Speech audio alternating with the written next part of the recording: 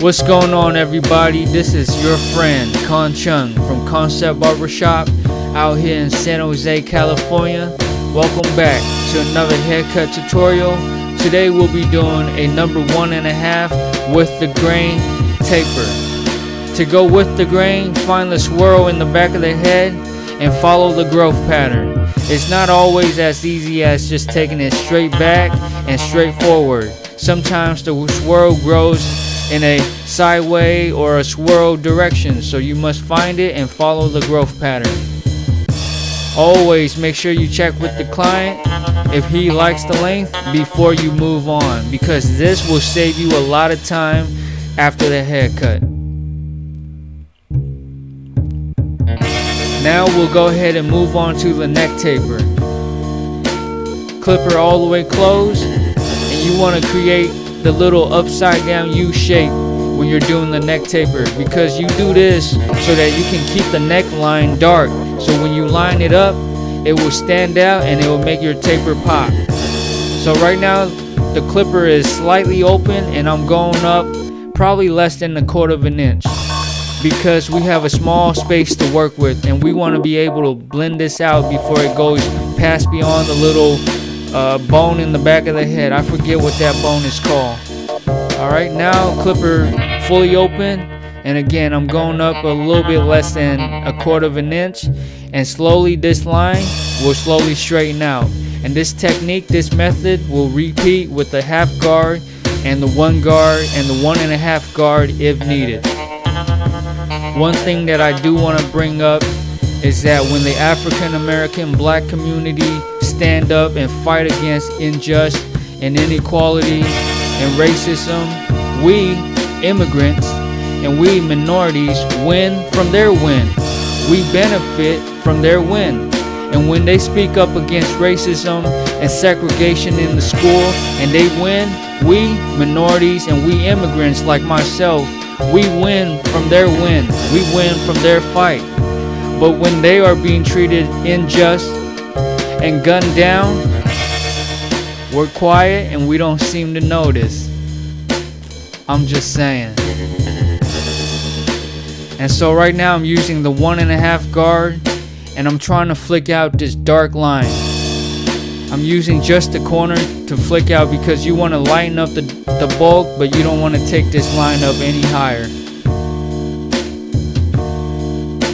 Alright. Use your comb to comb out the hair so you can straighten everything out so it's easy to work with. And right now what I'm doing is I'm doing all the detail work. I'm going back and I'm touching up all the dark spots that I missed just to make everything look smooth. Now the client asked that we keep the ice picks, so I'm taking down the side with the clipper fully open. This should be long enough for you to still be able to line up the sideburns. And again, the side taper is very similar to the neck taper. You want to create that little U shape and blend that out. Now I'm on to the 0 guard, and if you notice I'm just using the corner of the clipper. When you're doing small detail work in between small space, you just want to use the corner of the clipper because you will have more control over what you're doing. And I'm going up probably a little less than 1/4 of an inch, and I'm gonna go ahead and keep doing this until my clipper is fully open. Use the comb, you guys, so you can comb out the hair after you open up the lever, because as you're blending the hair sometimes it'll go up and it'll be out of place, so you comb it back down into place so that you can see what you're doing. Now I'm on to the 1 guard, and again I'm just using the corner of the clipper and I'm keeping that little U shape. Alright, now I'm on to the 1.5 guard, and this should be able to blend it out. Just use the corner and be light. Don't press so hard. As you go up, start to flick out.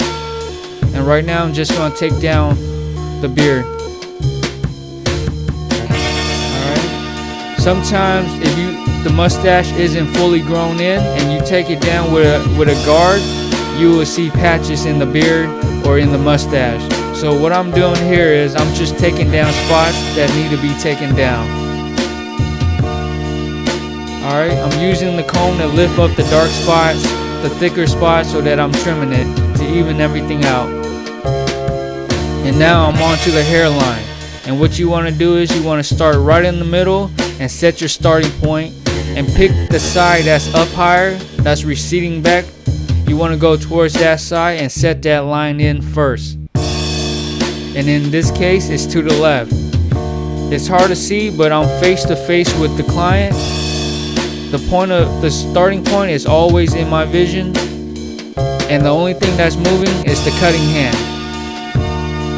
If you notice, my left hand is holding the client in place to keep him still, keep him from moving, so that I'm in full control when I'm lining them up.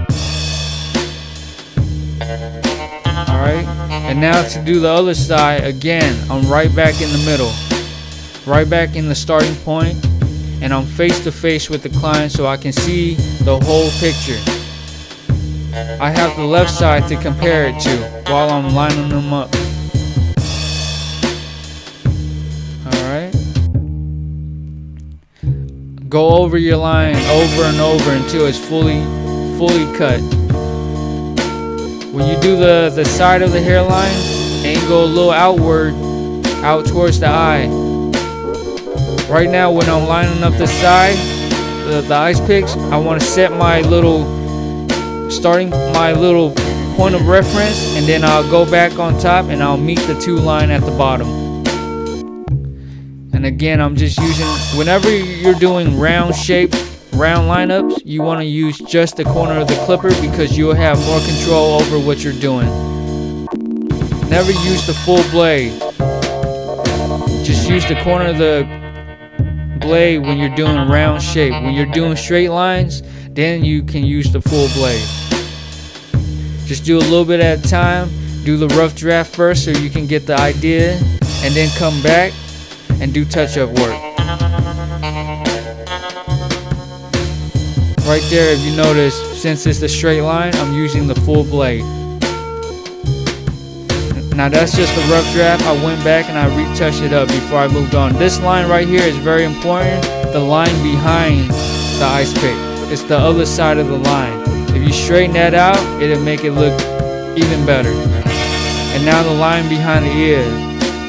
Set your starting point, which is usually right above the ear, the highest point, and trace that back down to the neck. If you notice, I'm holding the ear and I'm lining up, but every once in a while I'll let go of the ear to see what I'm doing. Because sometimes when you stretch the ear, you're actually moving the skin and you're stretching the skin, so it might throw you off. So let go of the ear so you see exactly where you're cutting. Right now what I just did was I gauged the other side and measure and set a little point of reference before I cut this side. You want to make sure both sides is level. Again, set the little starting point at the bottom, and then from the top meet the two line at the bottom. Because we left the neckline dark earlier, now we can see it a little bit better. You guys, don't forget to clean up the client's neck hair. Alright, so go pull the collar down a little bit, get the neck hair for them. They'll really appreciate you for that. Many times I've seen clients walk out with hair right there, and as a barber we should be considerate and make sure we clean up the neck hair for them. Keep them clean, you guys, keep them comfortable. Alright, now we're going to go ahead and line up the mustache and the goatee. If you hold your clipper upside down like this, it'll be easier for you to work with because you can see what you're cutting. And the same thing on the other side. Make sure you comb the hair out in many different directions while you're lining them up, because there could be hair that's going in the opposite direction. Comb it in its rightful direction and cut it. Alright, same thing on this side. When you get the outside line, you also got to get the inside line. So this right here is the outside line. Alright. Comb it out, get everything, and then also get the inside.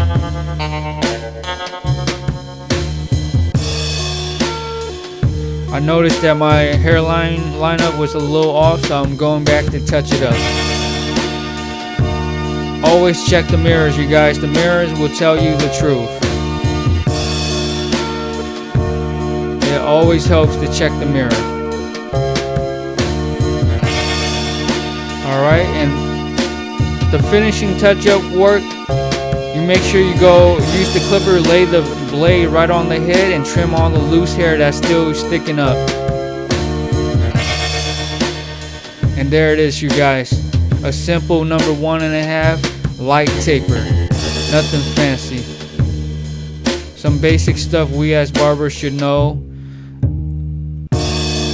Make sure you clean up your client afterwards too, because you're using the same tools on the different client.